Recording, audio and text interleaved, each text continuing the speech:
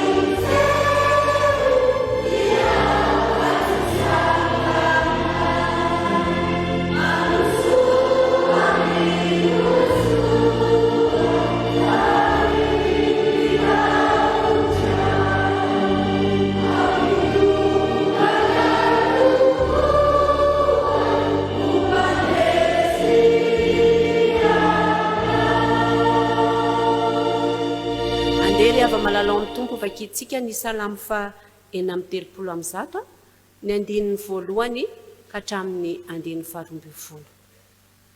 Amin'ny anaran'i Jesosy manao hoe miderany Jehova fa tsara izy. Miderany Andriamanitra avo indrindra. Miderany tompony tompo. Izy rery no mpanao fahagagana lehibe. Izay manao ny lanitra tamin'ny fahendreny, izay namelatra ny tany ho ambonin'ny rano, izay manao ireo fanazavana lehibe, dia ny masoandro mpanapaka ny andro, ary ny volana sy ny kintana ny mpanapaka ny alina izay namely ny voalohanteraky ny Ezipta ka nitondra ny Israely nivoaka avy teo aminy tamin'ny tanana mahery sy sandrina hetsitra. Amen.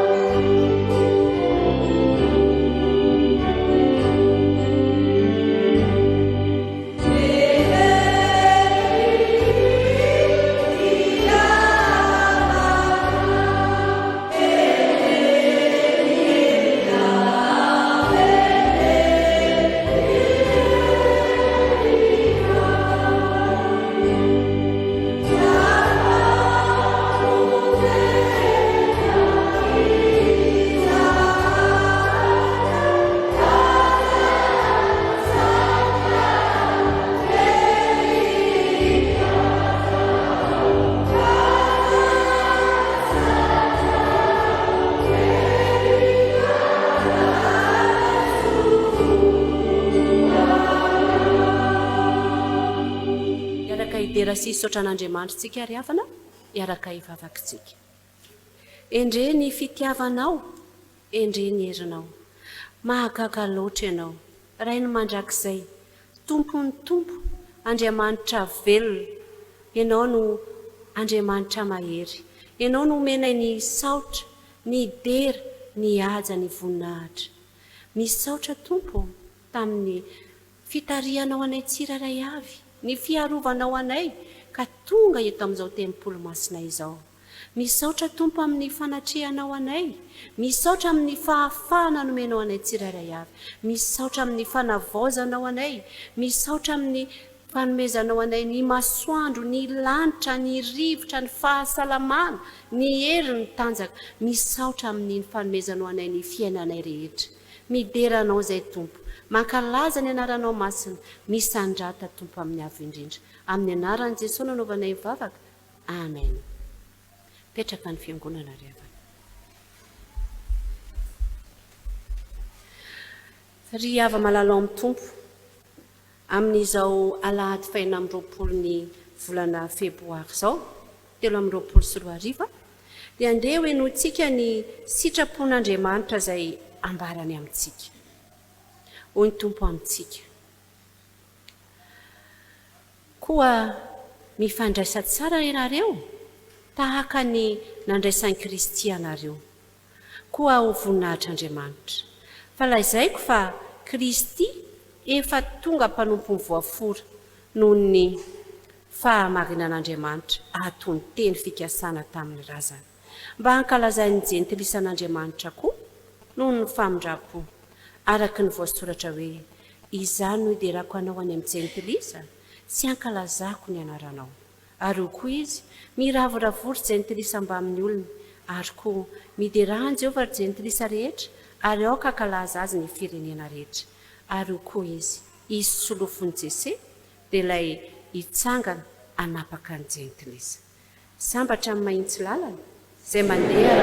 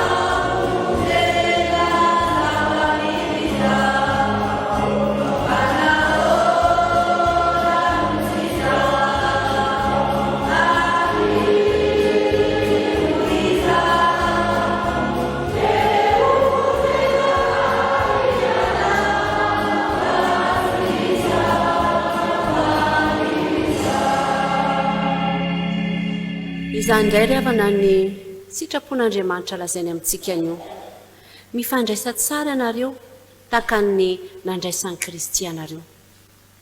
Manahoana ry havana izany fifandraisantsika izany? Manahoana izany fifankatiavantsika izany? Ny fomba fifanajantsika, ny fomba fitondrantsika ny rahalahintsika sy ny rahavavintsika. Ry havana malala ao amin'ny tompo fa na Kristy arety dia lazay ny tenin'ny soratra masina hoe nanina ozy izy efa tonga mpanompo ny voafory izy noho ny fahamarinana n'Andriamanitra ahatony teny fikasana. Na Kristy ry havana dia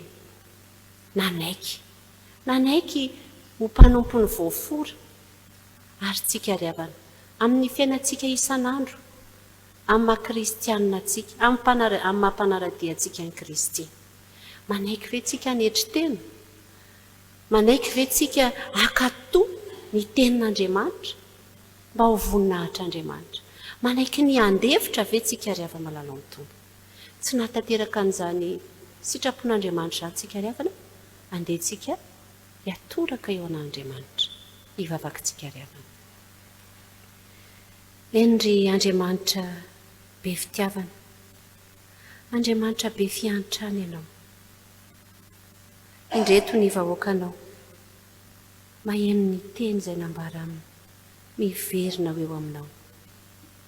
Tsy navita ny fandray tsara tamin'ny namanay sy ny manodidina anay izay tompo.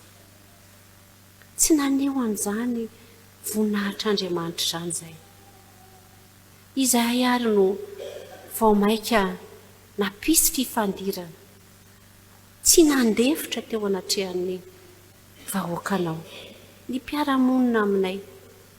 Eny tompo, ifonanay aminao ny toetranay izay tsy nanana fandeferana, tsy nanana fanetretena, tsy nankatony teninao, tsy nahatanteraka ny teny fikasanao ao anatin'ny fiainanay. Eny tompo, ovay ny fonay, ovay ny sainay, diovy izahay tompo mba homendrika anao, mba havita naraka ny sitraponao. Avao izahay tompo, omeo ny fanahy masina izay ampianatra anay marina mba hanananay fiainana mandrakizay, mba haizanay mankatony teninao, haizanay mandeha amin'ny lalana izay tokony handehananay, dia ny amin'ny fifandraisana tsara amin'ny olombelona rehetra, ny amin'ny fiarahana amin'ny fiarahamonina tompo, ay andefitra amin'ny zavatra rehetra tompo. Ho voninahitry ny anaranao, ho fankatoavana ny tenao. Eno tompo ny vavaka mangina izay asandratry ny vahoakanao eo anatrehanao.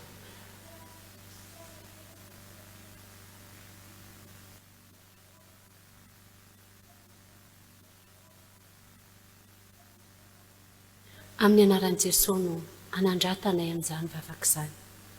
Amen.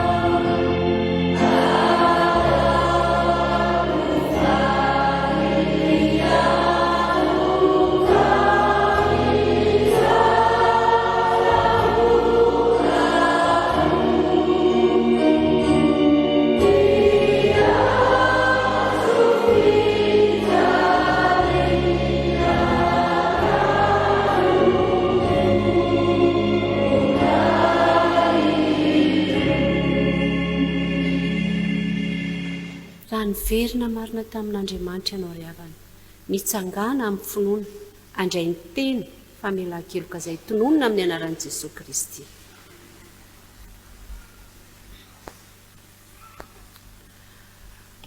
Hoy ny Tompo aminao: indro ahitiko ao aminareo ny fanahako ary ampahafantariko anareo ny teniko, zanako ianao. Ary izay rehetra nandray azy dia nomeny hery ho tonga zanak'Andriamanitra. Aza matahotra na miherikerika foana, ianao ozy Jehovah. Aza matahotra ianao fa efa nanavitra anao aho, efa niantso nanaranao aho. Tsisy maharombaka anao eo am-pelantanana. Voavelany elokao noho ny anarany masina. Miderasy misaola n'Andriamanitra manao hoe: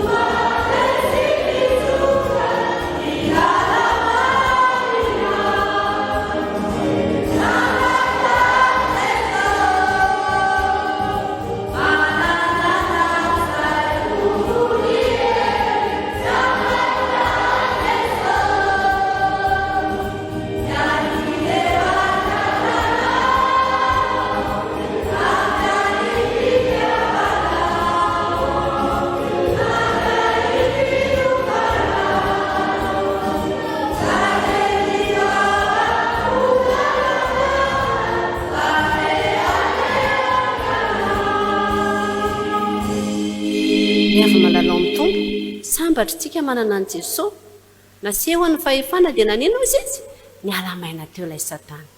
Raha mahatsiaro tena sambatra ianao manana an' Jesosy Kristy dia andehantsika hanonona ny fanekempinoana apôstôlika iraisantsika amin'ny rehetra manao hoe: mino an'Andriamanitra ray tsy tompanao an-lanitra sy ny tany aho, ary mino an' Jesosy Kristy zanan'iray tokana tompontsika izay nitorotoroana tamin'ny fanahy masina nateraky mahareviritsiny nijarina nampakokotsy-pilato nombona tamin'ny azo fijaliana maty ka nalevina nidina tany amin'ny fiainatsika nitsangana tamin'ny maty tamin'ny andro fahatelo niakatra ho any an-danitra mipetraka ravan'Andriamanitra ray tsy tompo avy any nebiny ny tsara velona sy ny maty mino ny fanahy masinao ny fiangonana masina maneran'izao tontolo izao fiangonan'ny olona masina famelan-kelo fitsangana ny tena maty ary ny fiainana mandrakizay.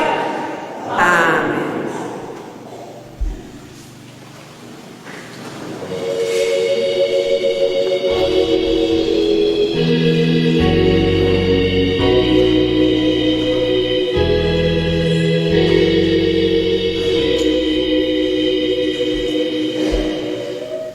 androany alahady faraiky amin'ny 20 ny volana febroary 2024 izay mbola hibanjina antsika ny loahevitra manao hoe ahoana ny loahevitrisika ny fahefan'ny tenin'Andriamanitra alahady karimy voalohany dia andehantsika ry havana hihira ataontsika ny laharan-kira fifoazana 3:7 dia manantona ety anoloana ny pilazan-drarahantsika dia ny sekretera amin'ny fiangonantsika.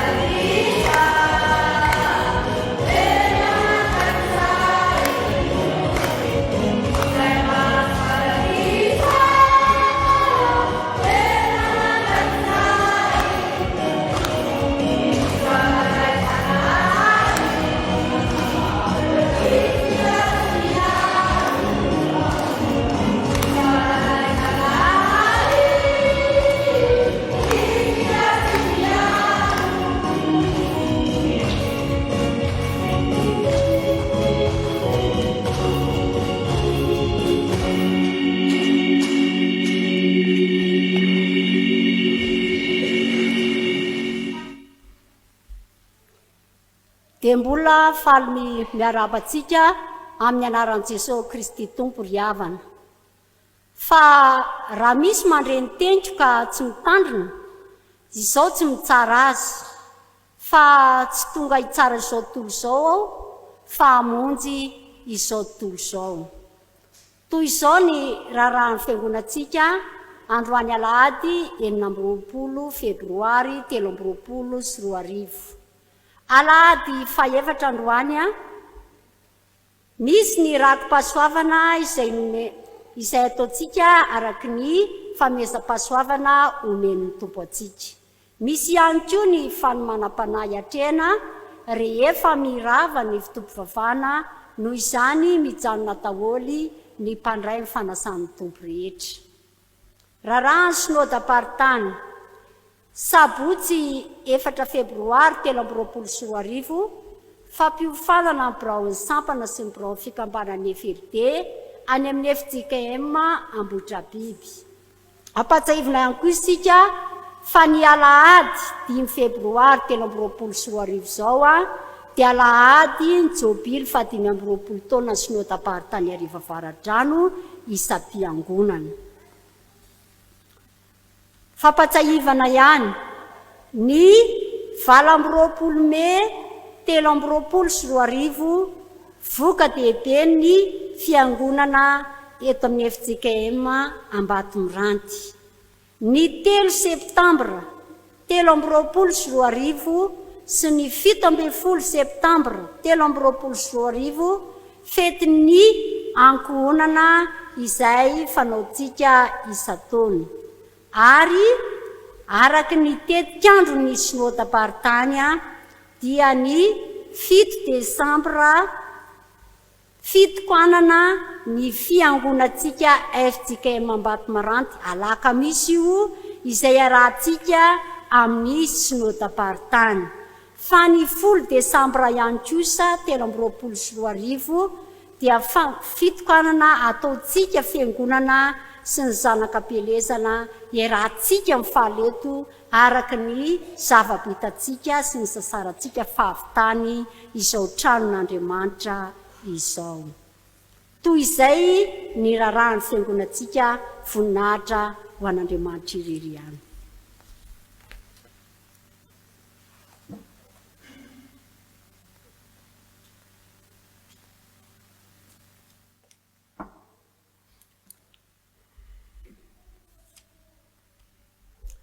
Ilazao amin'ny zanak'Israely mba handroso izay rehetra ataonareo dia ataovy amin'ny fitiavana.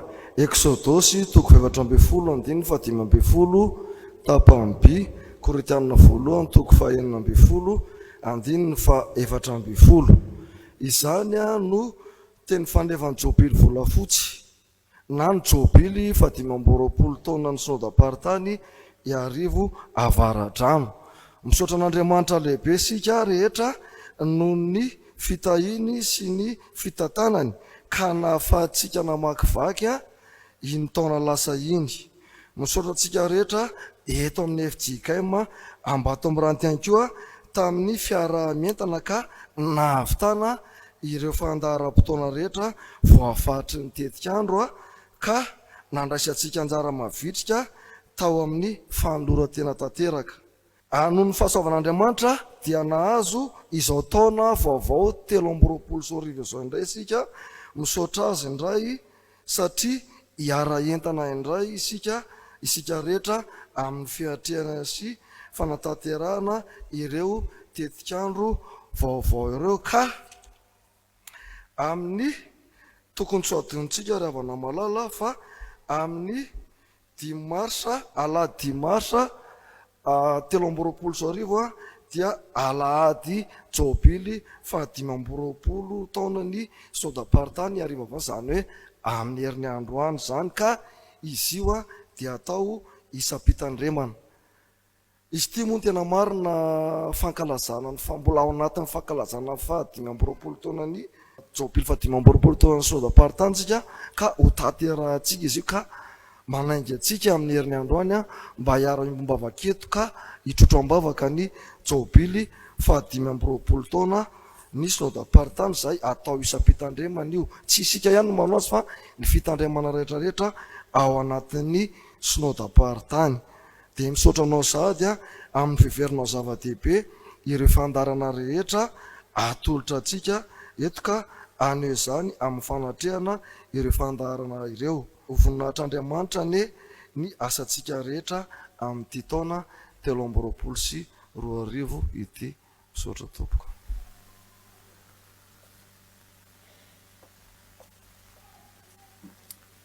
Mbola ho ampitombona aminao ny fiadanana sy ny fitiavan'Andriamanitra raintsika sy Jesosy Kristy tompontsika. Eny rehefa malalao amin'ny tompo, andehantsika anatanteraka ny 10 minitra ny azakazaka masina. Dia andeha hovakintsika ny baibolitsika. Hovakintsika ny baibolitsika izay misy ao amin'ny perikôpantsika androany dia ny Deutéronomia 7:20. Deutéronomia 7:20 andin'ny 20 ka hatramin'ny 12. Deutéronomia 7:20 andin'ny 20 ka hatramin'ny 12. Vakina amin'ny anaran'i Jesosy Kristy manao hoe: "Fanimpaminany izay sa ilaza teny amin'ny anarako nefa tsy nasaiko nolazaina na izay miteny amin'ny anaran'Andriamanitra hafa dia atao maty. Ary raha hoy ianao anakapo, ataontsika ahoana no fahafantarana ny teny izay tsy nolazain'i Jehovah? Raha miteny amin'ny anaran'i Jehovah ny mpaminany ka tsy efa ny zavatra na tsy tanteraka dia teny izay tsy nolazain'i Jehovah izany. Tamin'ny fahasahisahiana no nilazan'ny mpaminany izany, koa aza matahotra azy." Ry hava malala ao amin'ny tompo, eto amin'ity azakazaka ity, azakazaka ho amin'ny fiainan-danitra, dia misy maro be dia be amin'izao androntsika izao ny mitory teny isan-karazany no milaza koa hoe mpanompon'Andriamanitra isan-karazany. Itsika tsy hiditra amin'izany hoe izany mpanompon'andriamanitra izany tsy mpanompon'andriamanitra fa ho atsika izay natsoan'andriamanitra hitory ny tenin'andriamanitra dia hoy ny tenin'andriamanitra hoe tsy afaka tsika mitory teny saisa zay tsy nampilazain'andriamanitra atsika akory dia ataotsika inona lazaitsika rehefa miaraka amin'andriamanitra zany tsika manao ny asan'andriamanitra zany tsika dia inona ny zavatra tokony ataotsika manaraka zay no teneniny tenenin'andriamanitra rehefa malalao amin'ny tompo mamerina amintsika zany ny teny androany tsy izay eritreritrytsika tsy mifahasaisaitsika amin'ny teny ny zava-dehibe fa izay zavatra nampandrahan'andriamanitra ho tenenitsika ahoana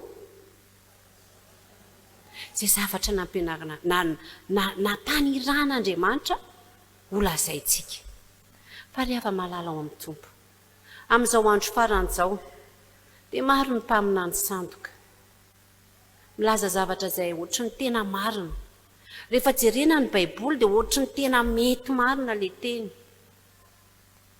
fa rehefa malalao amin'ny tompo mifankazara mitsitoa fa kio ny baibolin'andriamanitra ny ao ny ahitantsika ny tenin'andriamanitra ao ny avahantsika manovo hery amin'andriamanitra mahafantatra n'izay fikasan'andriamanitra amin'ny fiainantsika tsy izay teny rehetra enitsika no arahantsika tsy izay teny rehetra teneninsaitsika no avoakatsika fa izay tenenin'andriamanitra sy aniran'andriamanitra atsika ka rehefa malalao amin'ny tompo itsika efa nanao fanekena teo anatrehan'andriamanitra hoe anenitsika amaky anao initsika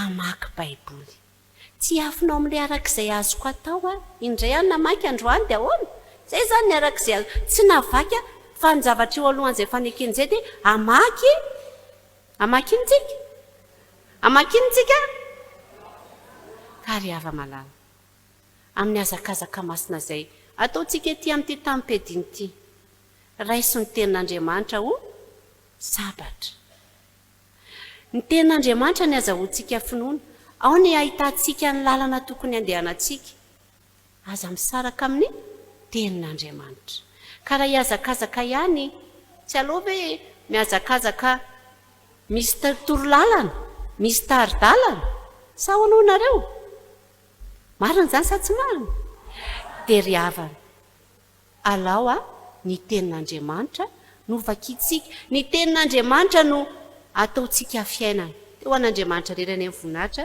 ho atsika ny fiadanana amen ry hava malalao amin'ny tompo andeha anao ny fanatitra tsika ry havana fanatitra ho mariky ny fanolorantsika tena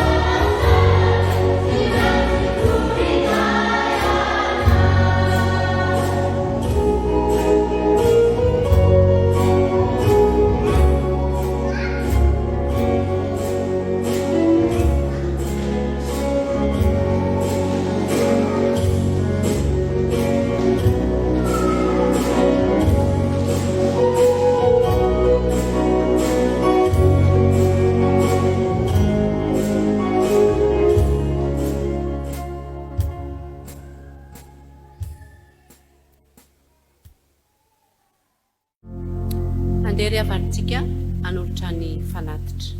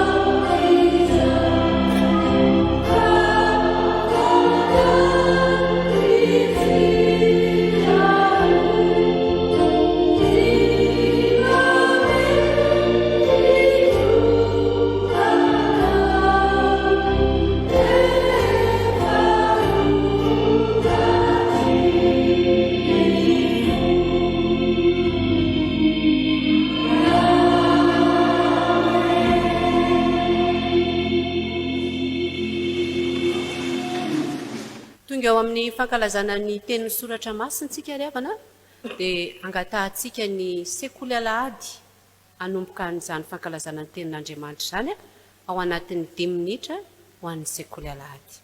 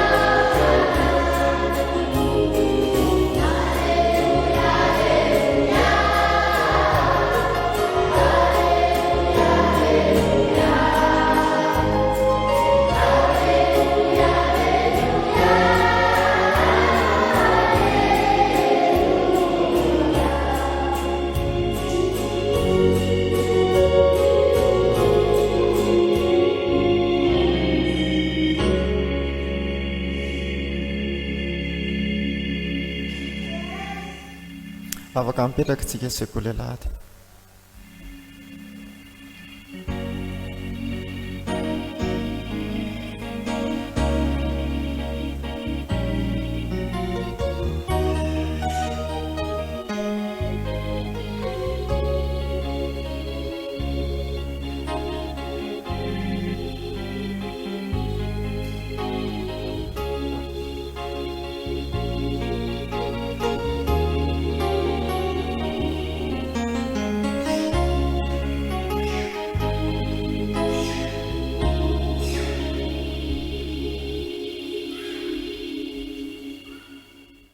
Andeha sokavantsika ny baibolitsika raha ankizy sy tanora ao amin'ny filazantsara ny soratan'i Jesosy Kristy dia ny filazantsara ny Marka.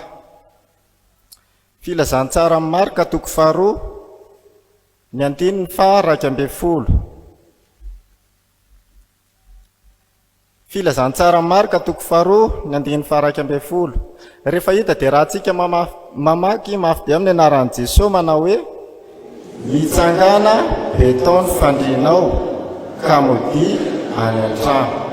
Herintsika ny raha mandeha hoe mitsangana beton fandrinao ka mody any an-trano.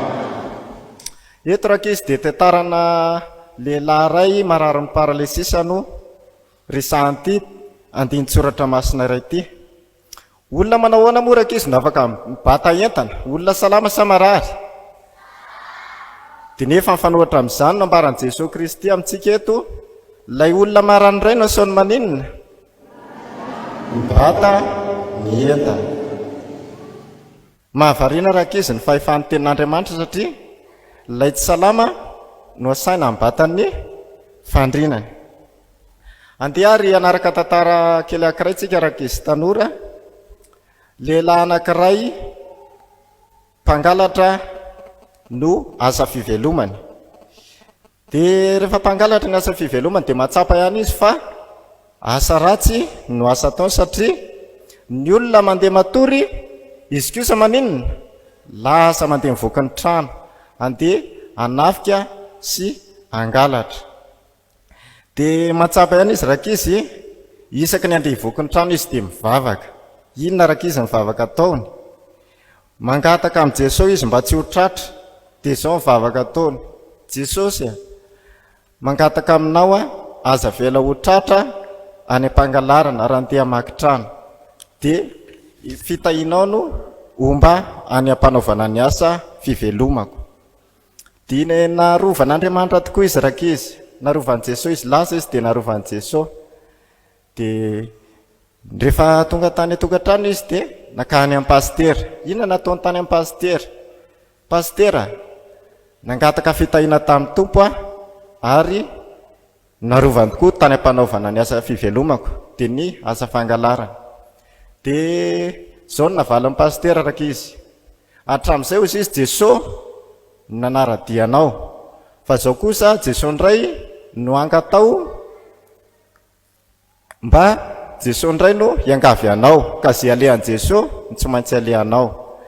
Dia izao indray mivavaka nataony rakizy. Tompo, hatramin'izay dia nitengy foana no rahanao, ko ankehitriny kosa dia izay lazainao sitrako indray no aka hoarahako. Dia nandeha indray izy rakizy, nandeha nangalatra. Dia inona ny zavan-tranga rakizy? Tratra izy sa tsy tratra? Tratra izy tany am-pangalarana. Dia izany rakizy no lalana sitrapon'Andriamanitra hitondrana amin'ny fiainantsika, manake ny tenintsika. Rehefa manaiky mpanara-dia azy tsika, dia ninona asa ataontsika dia arovantsika. Ary amin'ny asa raha misy tsy mifanohatra amin'ny sitrapon'Andriamanitra, dia izy no amily ny lalantsika. Dia ho an'Andriamanitra irery ny voninahitra. Dia mbola hivavaka tsika. Dia mangataka amin'ny fahefan'ny tenao tokoa say Jesosy, ombanay sy tantananay, ary toetra ao am-ponay ny tenao fa manara-dianao. Amin'ny anaranao Jesosy nanaovany izany vavaka izany. Amen.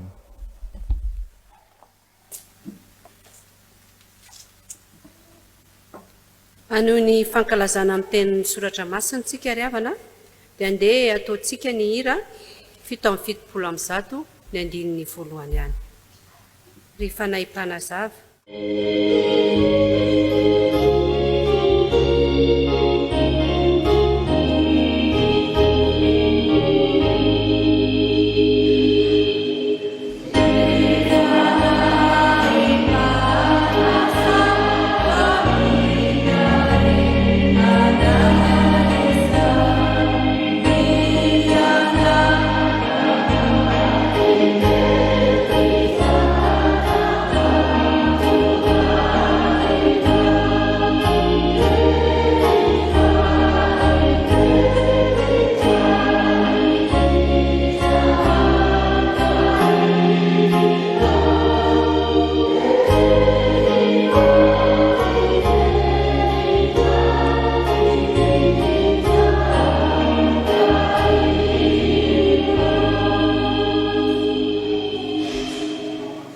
fankalazana ny tenin'Andriamanitra tsika ry havana amin'ity andro alahady ity. Noho izany angataka ny fanahy masontsika alohan'ny hamakian'ny mpanompony teny misesy sy hitondran'ny mpanompony ny afatra ho antsika rehetra. Iary vavakantsika ry havana. Ry Tompoandriamanitra io, tonga eto amin'ny tempolonay indray izay anovo ny fanahinay. Koa raha hitsangana eto ry Tompo ny mpanomponao izay hitoro ny teny, izay hamaky ny teny, ary izay rehetra hiaino ny teny, dia mangataka aminao izay ry Tompo satria efa nomenao ny fitaovana arifomba izay amin'ny vatana tsirairay avy. Koa sokafo ny sofinay Tompo hiaino anao, ary ny masonay hibanjona anao, ny vavanay hideranao, ary ny fonay ankalaza anao. Noho ny amin'ny Jesosy Kristy no angatahana izany vavaka izany. Misaotra indrindra Tompo. Amen.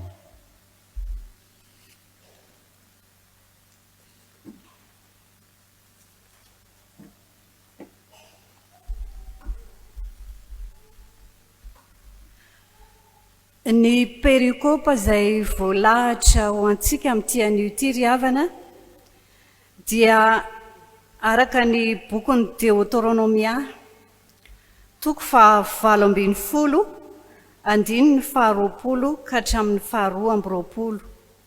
Ny filazantsara araka ny Marka 2:2, 1:1 ka hatramin'ny 2:20, ary ny epistily ho an'ny Hebreo 4:2, 2:20 ka hatramin'ny 3:20. Rehefa hita dia iarahantsika mamaky amin'ny anaran'i Jesosy. Fanimpaminany izay sahy ilaza teny amin'ny anarako nefa tsy nasaiko nolazainy, na izay miteny amin'ny anaran'Andriamanikafo dia atao maty. Ary raha hoy ianao anakapo, ataontsika ahoana no ahafantatra ny teny izay tsy nolazain'i Jehovah? Raha miteny amin'ny anaran'i Jehovah ny mpaminany ka tsy efa ny zavatra na tsy tanteraka, dia teny izay tsy nolazain'i Jehovah izany. Tamin'ny fahasahisahiana no nilazan'ny mpaminany izany, koa aza matahotra azy. Amen.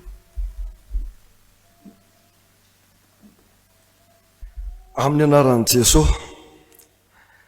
Ary no niditra tao Kapernaoma indray izy, rehefa afak'andro vitsivitsy, dia rehefa tao an-trano izy, ka dia tafangona ny maro, ka tsy nisy toerana intsony, na dia tiany anoloan'ny varavarana aza, ary izy nitory ny teny taminy.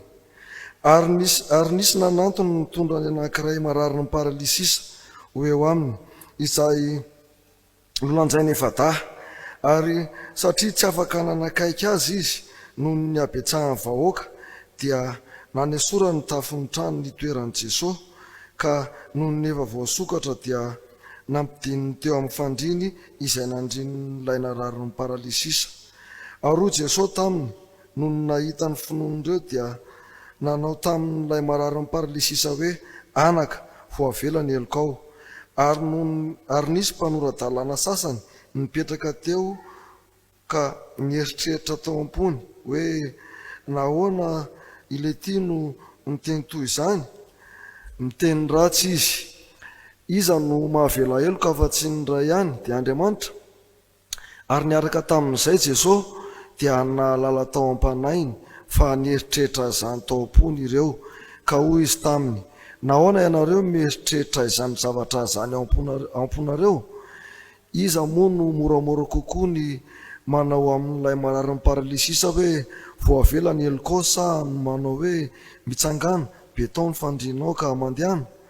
Fa mba ho fantatrareo fa ny zanak'olona manana fahefana ety ambonin'ny tany amela eloka, dia lazaiko aminao hoy izy tamin'ilay marary ny paralisisa, mitsangana betao ny fandrinao ka midi any an-tranonao.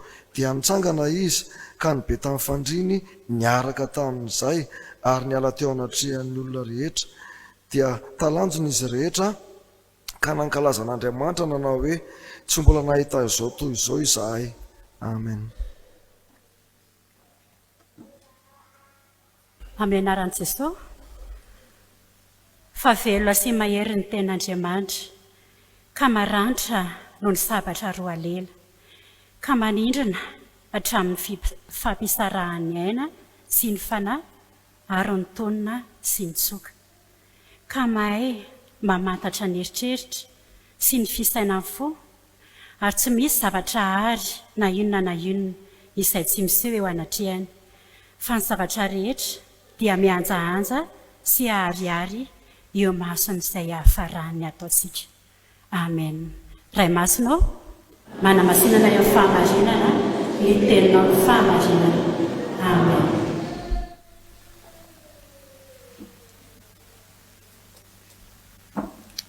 dia tsika riavana hitsangana hitsenany afatra avy amin'ny tompo a, dia ataontsika ny hira 3:7 dia ny 9:4.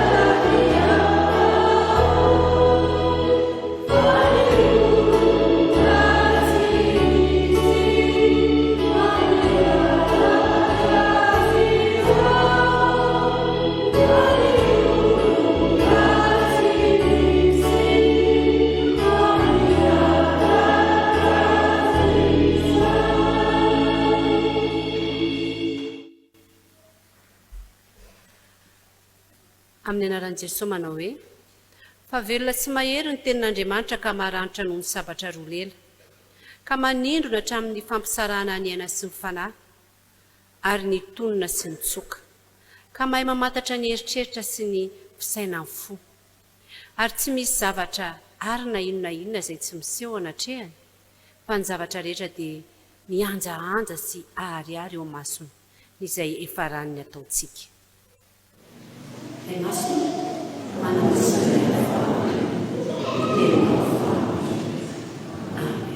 Mbola ho aminao ane ny fahatakarana tsara ny sitrapon'Andriamanitra sy ny afatry ny tenin'Andriamanitra avy amin'ny herin'ny fanahy masina. Mampitomboana aminao ane ny fahalalana tsara an' Jesosy Kristy. Ry ava malala ao amin'ny tompo, raha namaky ny perikôpa teo tsika dia nahita fa fantatry Jesosy Kristy izay taiza ozy izy izay tao amponin'ireo mpanoran-dalàna. Ry ava malala ao amin'ny tompo, eto amin'ity teny ao amin'ny Hebreo ity zany dia efa vitany an'Andriamanitra.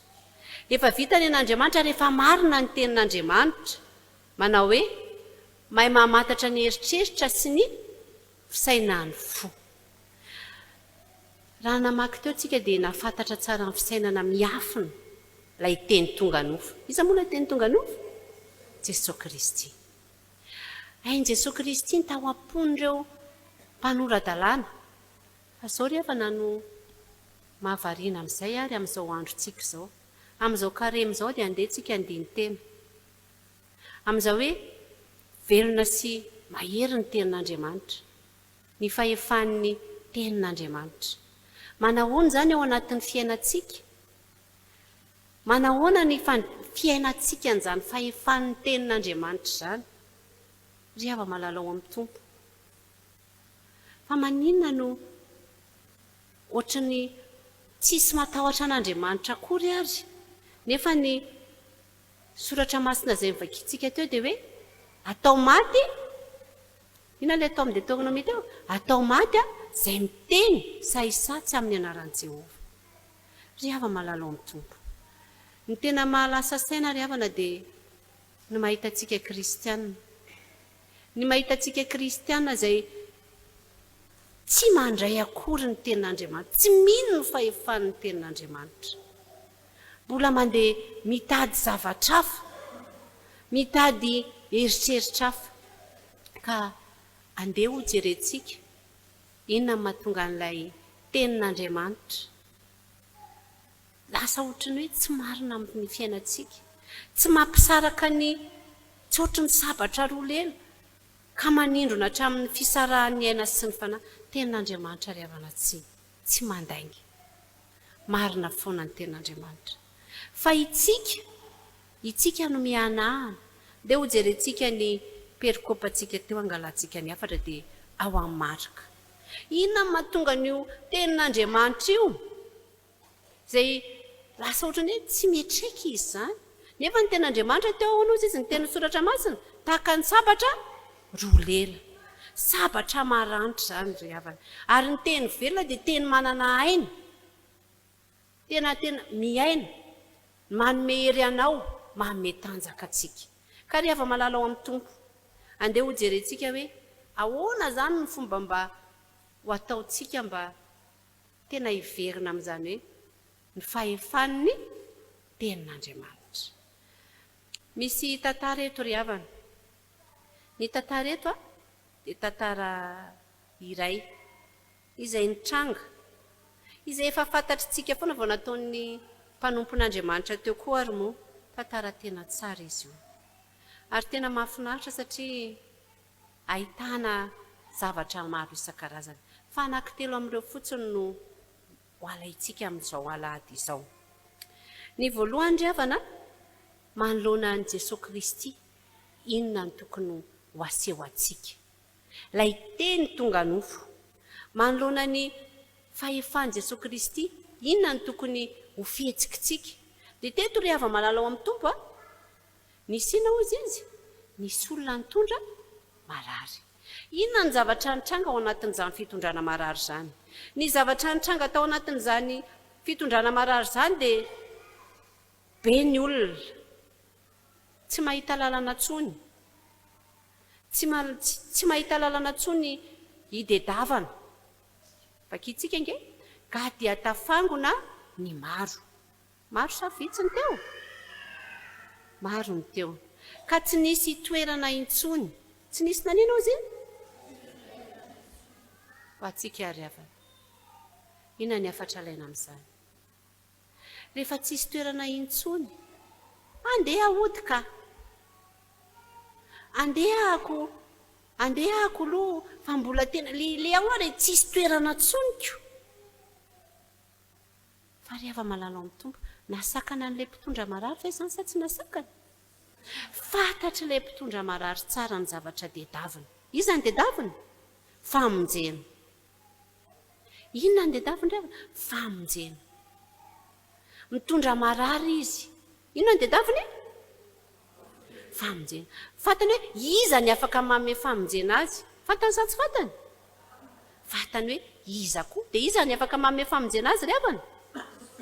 Ka na teo anoloan'ny maro be ary, na teo anoloan'ny fitoerana tsisy tsony ary, nody ve sa tsy nody? Na dia teny anoloan'ny varavarana aza tsy nisy tsony. Fina nefa ny zavatra nitranga? Inona ny zavatra nitranga? Ahoana hoany? Ary nisy nanantona nitondrana anankiray marary ny paralysisa eo aminy, izay no lanjain'izy efa dà. Ary satria tsy afaka nanakaiky izy noho ny abetsahany vahoaka, dia nanesorany tafitrano ny toeran'i Jesosy, ka noho ny efa voasokatra dia nampidiny teo ny fandriana izay nandrin'ilay marary ny paralysisa. Ry hava malala ao amin'ny tompo, tafitrano izany ambony sa ambany? Ambony. Mila tohatra sa tsy mila raha hiakatra amin'izany? Mila hevitra ekarana zany. Le tafitrano koa amin'io tsy fantatra hoe anao an'le olona mpitondra marary sa tsy an'le olona mpitondra marary? Fantatra ve zany? Tsy fantatra zany satria tsy ao anatin'ny teny soratra masina. Fa ny zavatra nataony aloha dia inona ozy izy nataony? Natao ino le tafo? Nanesorany le tafo. Eritrereto tsara izany ry havana, sakana be lehibe. olona maro be na mivaravarana ary tsisy hidirana ny tafitrano zany farafakeliny zany a 2.5 metatra farafakeliny zany ny tena milanja marary inona ny lanjainy an'le marary fandriana sakana be dabe zany dravana sakana be dabe zany ao ny arabola aloha ona mahatonga an'izy arabola io tafitrano lany io vola io sa tsy vola ao koa ny ara-pitaovana io tafitrano ekaran'io mila fitaovana io sa tsy mila ny hevitra mila finiavana ka rehefa malala ao amin'ny tompo izany rehetra zany eo anatrehan'ny fijerenan'i Jesosy Kristy te hanantona an'i Jesosy Kristy te hanina izy te hanantona an'i Jesosy Kristy manahoana ny fanantonantsika an'i Jesosy Kristy rakitra fito dia efa mampatonga inona sakana tsisy rakitra za tsy hoany manoloana ny asan'Andriamanitra izay itediavantsika an'i Jesosy Kristy raha vao misy resa-bola dia ahoana tsy ihany fa tsy tsikery manao an'izany saorana an'Andriamanitra ry hava malala ao amin'ny tompo eo le fomba fijery ny fomba fijerin'reto olona ireto ry havana dia ny ahita an'i Jesosy Kristy na amin'ny ahoanana ohatra ny Zakaiosy ihany io rehefa fantany izy fa manana fahalemena dia inona le afoizany fa inona nataony niainga aloha Zakaiosy ka rehefa malala ao amin'ny tompo ho atsika tsy ny olana sy ny sakana no andeha ho jerentsika eo anatrehan'ny fanantonantsika an'i Jesosy Kristy fa ilay finoantsika an'io Jesosy Kristy io izay no manome fahefana ny tenin'Andriamanitra rehefa fantatritsika tsara fa ny amin'io Jesosy Kristy io ny lakile ny fanalahidy ny famonjenantsika andehantsika hisisika anao viveriny aina anantona an'i Jesosy Kristy misy viveriny aina ve zany riavana sa tsy viveriny aina zany manala tafitrano zany dia eniny andeha hitsambika avo ange zany sa tsy avo fa ry havana manahoana ny fitediavantsika amin'ny tompo rehefa sendra ny sakana avoavo kely ve tsika dia tsy vita aloha izy ty rehefa sendra ny fampiasana fananana fandriana na fandriana tamin'izany ary tsy nieritreretin'ny olona hoe dia ahoana dia tsy le olana nyjereny ry havana fina nyjereny Jesosy Kristy afaka manala olana tsy maninona izay tafitrano any tsy maninona izay hevitra dedavina any fa itsika manaova viveriny aina amin'ny fitediavana an'i Jesosy Kristy izany ny finoantsika ry havana fa io Jesosy Kristy io dia afaka mamonjy atsika afaka manasitrana izany no finoany reto lehilahy mitondra marary reto ary io finoany io no hita an'i Jesosy Kristy Andriamanitra Jesosy Kristy mahafantatra sa tsy mahafantatra vao teo le perikopany Hebreo ny vakitsika fantany daholo satria izy teny tonga no fantany fa misy olona mitady azy ao ivelany ao izay hipohipoka be ny vahoaka fantany fa hoeny koa zany tafitrano karaodroka esorony zany afaka miteny izy aza makaty fa ry havana nanao pirofo reto olona ireto namena pirofo ny finoany pirofo ny fitiavany te ahitan'i Jesosy Kristy ka itsika ry havana vitantsika ve manome pirofo an'i Jesosy Kristy vitantsika ve maneho ny finoantsika amin'ny asa fa rehefa sendra ny sedra kely dia ahoana oka aloha Jesosy mino fa tsisy an'izany eto amin'ny avitsika mambato miranty mino ary havana fa olona tena tia mitady an'i Jesosy Kristy ka na amin'inona na amin'inona na amin'inona na amin'inona dia hijery an'i Jesosy Kristy mba hanana ny tenin'i Jesosy Kristy fahefana amin'ny fiainantsika faharoa ry havana rehefa hitan'i Jesosy Kristy ilay finoana dia ho ahoana Jesosy Kristy anaka voavelany elokao manoloana an'izany finoana hitan'i Jesosy Kristy tamin'izy ireo zany dia niteny Jesosy Kristy anaka voavelany elokao.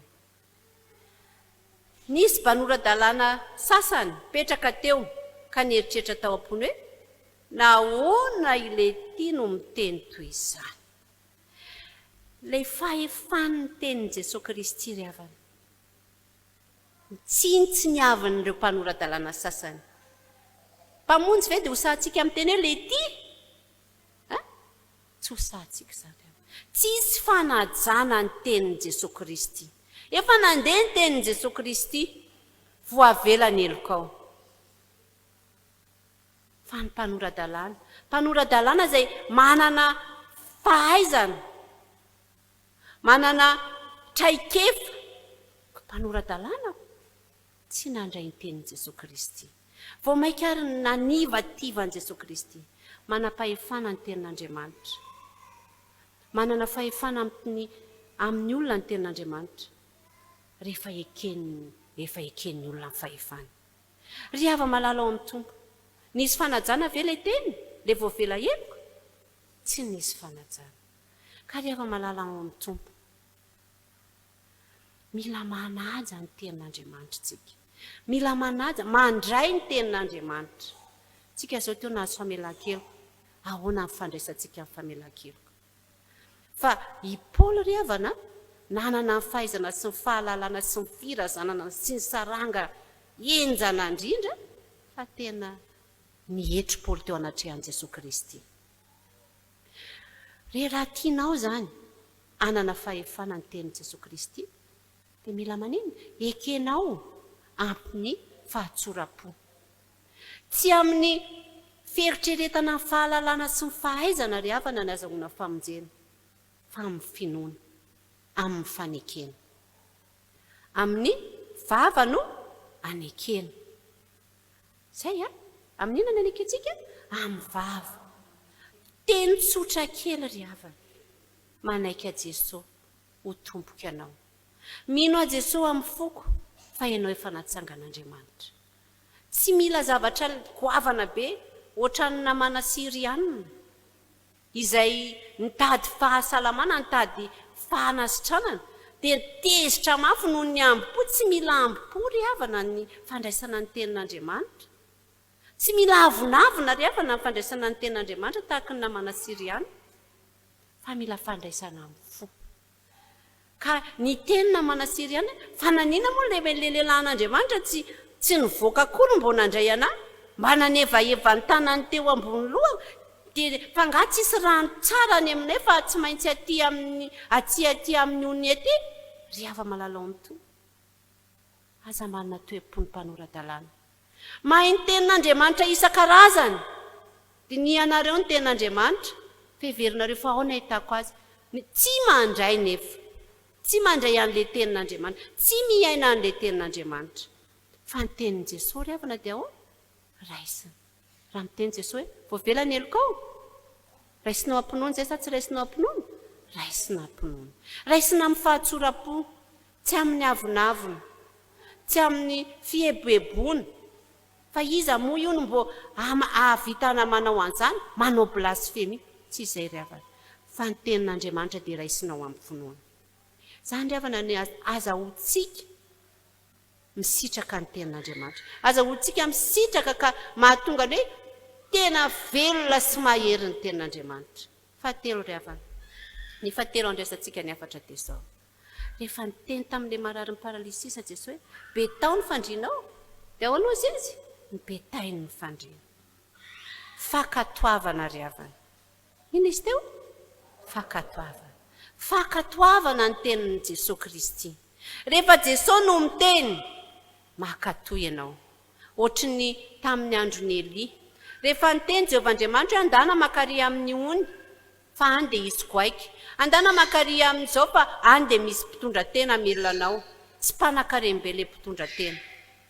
Dia tsy nametraka fanontaniana ry havana. Le marary te tsy nametraka fanontaniana. Ahoana moa ny avitako ny betany fandriana aho? Fiona nataony? Betainy. Makatoy ry havana. Ka ny azahoantsika n'io fisitrahana ny hoe fahefan'ny tenin'Andriamanitra io ry havana. te anisan'izany ny fankatoavana. Ny fandehananao amin'ny finoana voalohandrindra, finoanan' Jesosy Kristy, ilay teny tonga nofo, tompony tompo, mpanjaka amin'ny mpanjaka, Andriamanitra mahery, mpanao fahagaka, n'Andriamanitra ny fiadanana.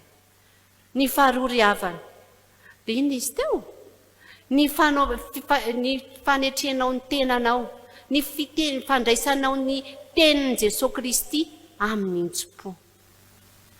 Amin'ny vava no anekena hoe ianao Jesosy ny tompo, amin'ny fo ny enoana fa Jesosy efa natsangan'Andriamanitra tamin'aty. Dia ny fahatelo, ny fankatoavana ny ten'Andriamanitra. Ho an'Andriamanitra rerany ny fiadanana, ary ho amintsika, ho an'Andriamanitra rerany ny voninahitra, ary ho amintsika ny fiadanana. Ho toa aminao ny ten'Andriamanitra, ho toa aminao, ary isitraka ny ten'Andriamanitra ny ianao, satria ianao dia mpanompon'Andriamanitra, kristianina manohy ny ten'Andriamanitra, ary kristianina miaraka amin'Andriamanitra. Amen.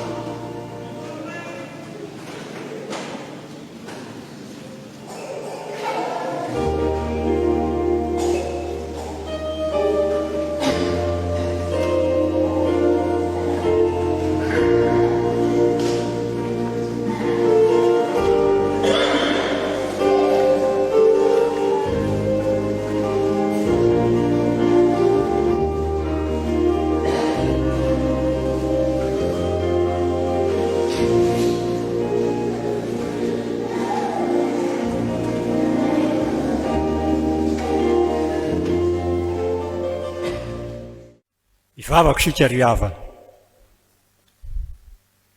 Nanamarina ny teninao ianao Andriamanitra tamin'ity an'ity, fa raha misy roa na telo mivory amin'ny anaranao dia eo ampivony ianao. Lehibe tokoa zany fitiavanao zany Tompo, satria na tamin'ny tsy nieritreretanay tokoa izy, dia mbola nanamarina ihany koa ianao fa na amin'ny fotoana na tsy amin'ny fotoana dia miasa mandrakariva ianao. Tonga teto ary ianao ry Tompo, nampatsiahana indray tamin'ny teninao ny andraisanay sy anekenao ny tenina, anekenay ny teninao. Dia misaotra ry Tompo malala. Ankehitriny ary izay dia matsiaro ambavaka Tompo ty toerana napetraka ao eto ity dia ty tranonao ity. Endre zany atsarany Tompo, satria miseho isan'andro eto ny voninahitra ao. Kanefa ianao mbola tsy mety afa-po fa mbola misy ny tsy vita, dia mananteny zany zay Tompo ny mbola hirahanao miara-miasa aminay mandrakariva, satria ratsy ianao Jehova tokoa ny manao ny trano, dia sasa-poana ny manao azy.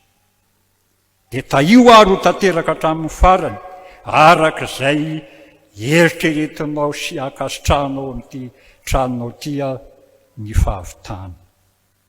Vavaka ary izay ankehitriny Tompo amin'izao fotoana izao, fa betsaka ny marary tsy salama manerana n'ity firenena ity.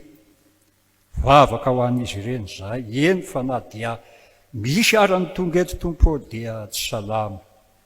Mangataka ny tananao mahery zay Jesoa, anintsitra ka amiandry ny loranona retin'izy ireny tsiraray avy, ka mba hanasitrananao azy tahaka n'ilay marary ny paralysisa hoe betao ny fandrianao.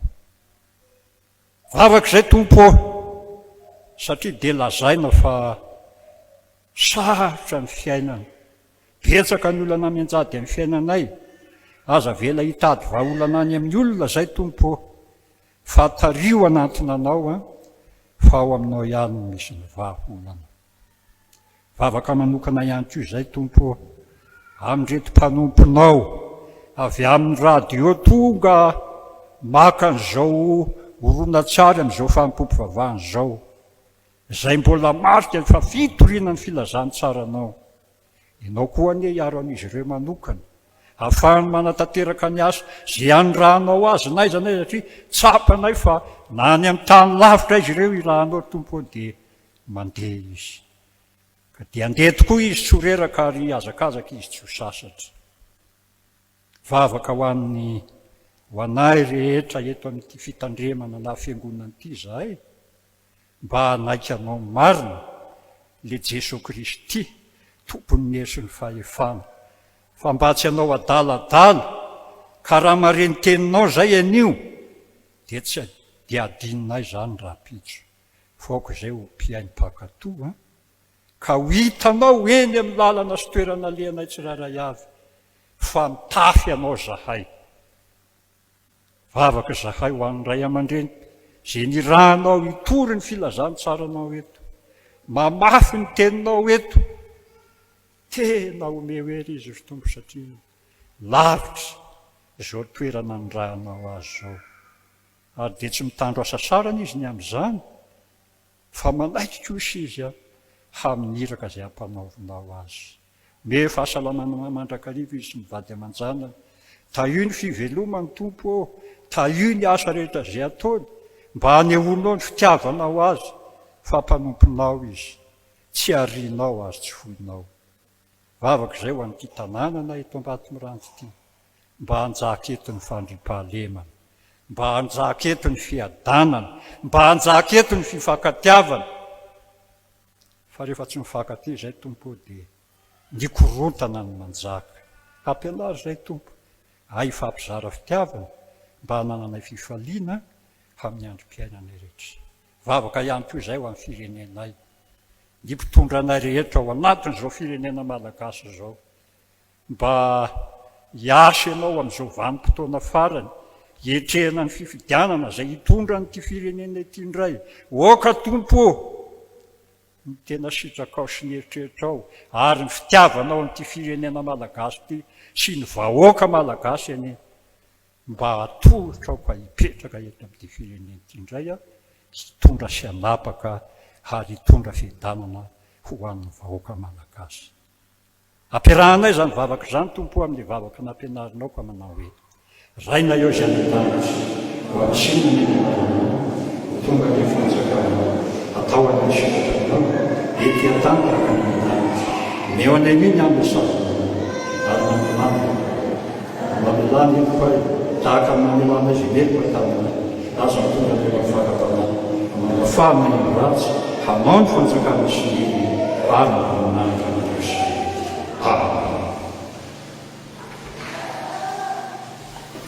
andeha tsika riavana marana an'izao fotoam-pivavahan'izao a andeha hiara hitsangantsika anao ny ira 9:telonjato andiny voalohany a dia raisitsika ny tsodrano rehefa ray voaray ny tsodrano dia ataontsika ny 9:telonjato andiny faharoa.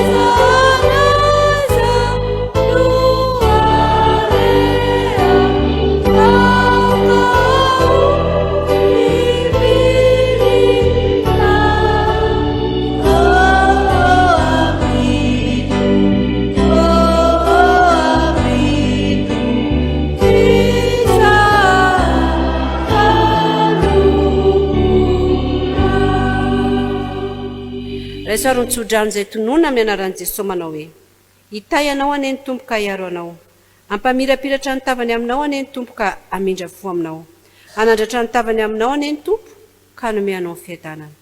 Amen.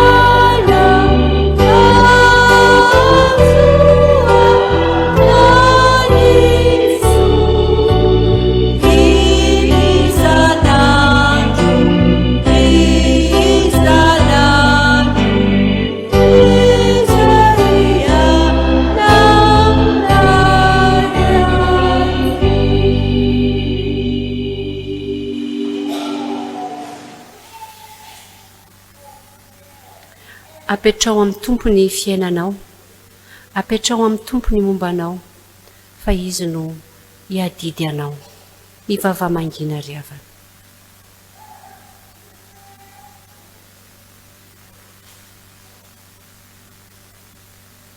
Ho an'Andriamanitra irery ny voninahitra amin'ny anaran'Indray sy ny Zanany ary ny Fandrianana.